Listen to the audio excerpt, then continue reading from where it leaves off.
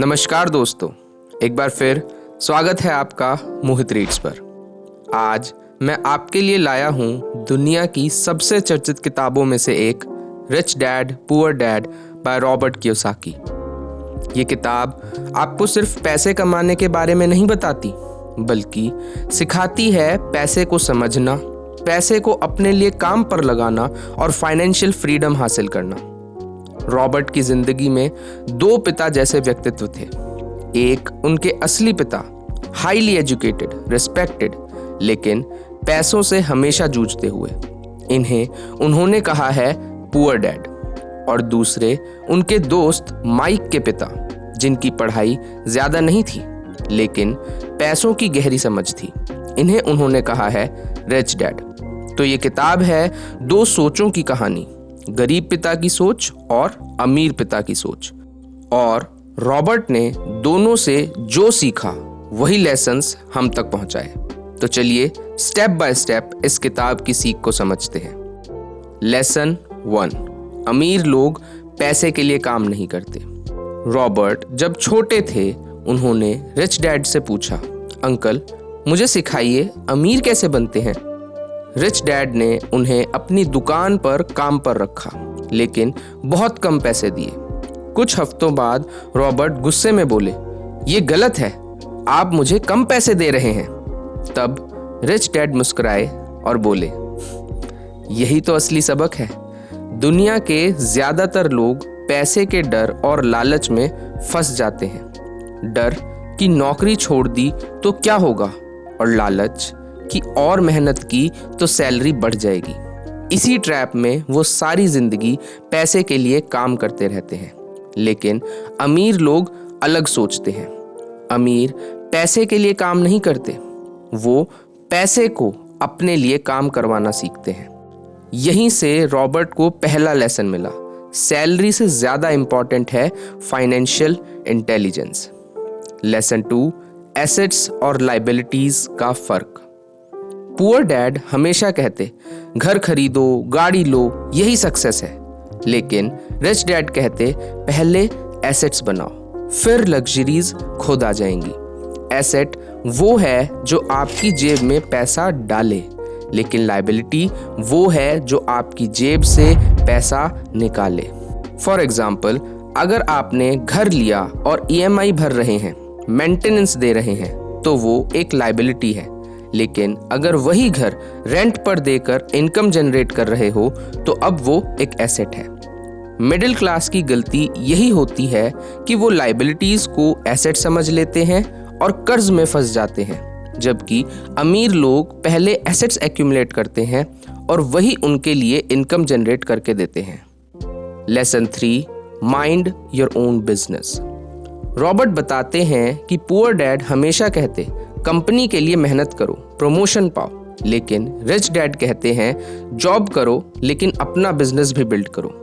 Business का मतलब सिर्फ कंपनी खोलना नहीं है, कोई साइड हसल, कोई इन्वेस्टमेंट या फिर कोई ऐसा काम जो पैसिव इनकम जनरेट करके दे।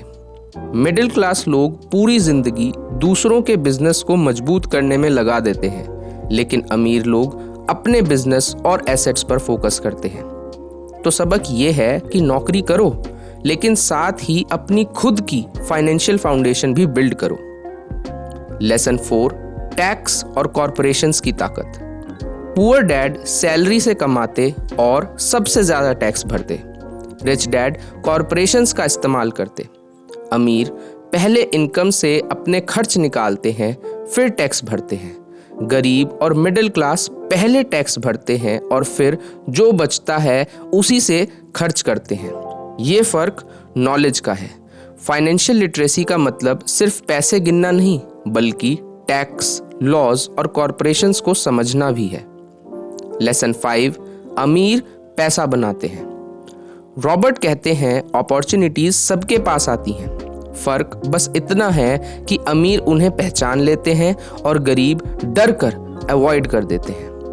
गरीब लोग रिस्क देखकर पीछे हट जाते हैं, अमीर लोग रिस्क देखकर कैलकुलेशंस करते हैं और मौके को पकड़ लेते हैं। फॉर एग्जाम्पल, जब मार्केट गिरता है तब गरीब बेच देते हैं, अमीर खरीद लेते हैं और बाद में बड़ा फायदा उठाते हैं। तो सीख ये है कि अमीर लोग पैसा सिर्फ कमाते नहीं बल्कि बनाते हैं। वो मौके ढूंढते हैं जहां बाकी लोग डर कर दूर हट जाते हैं। लेसन 6, सीखने के लिए काम करो, पैसे के लिए नहीं। पुअर डैड कहते हैं एक स्किल सीखो और उसी फील्ड में करियर बनाओ।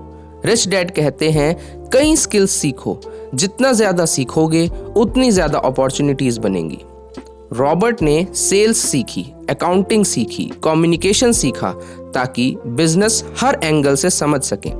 गरीब और मिडिल क्लास जॉब से सिर्फ सैलरी चाहते हैं, अमीर जॉब में स्किल्स और अपॉर्चुनिटीज खोजते हैं। लेसन 7, ऑब्स्टिकल्स को पार करना। रिच डैड ने रॉबर्ट को सिखाया कि अमीर बनने से रोकने वाली 5 बड़ी रुकावटें हैं। पहला, डर, पैसे खोने का डर। दूसरा, निंदक लोग, जो लोग कहते हैं कि सब रिस्की है। तीसरा, आलस, प्रायोरिटी सेट ना कर पाना। चौथा, अहंकार, मुझे सब पता है, एटीट्यूड। पांचवा, खराब आदतें जैसे सेविंग्स ना करना। अमीर और गरीब का फर्क यही है कि अमीर डर के बावजूद एक्शन लेते हैं और गरीब डर कर रुक जाते हैं। लेसन 8, शुरुआत करो। रॉबर्ट कहते हैं फाइनेंशियल फ्रीडम की जर्नी स्टार्ट करने के लिए परफेक्ट समय कभी नहीं आता। डिजायर स्ट्रांग होना चाहिए, छोटे इन्वेस्टमेंट से शुरुआत करो, मेंटर ढूंढो और सबसे पहले खुद को पे करो, यानी सेविंग्स और इन्वेस्टमेंट करो। याद रखो, knowledge plus action is equals to success. Lesson 9, रोज की चॉइसेस से फर्क पड़ता है।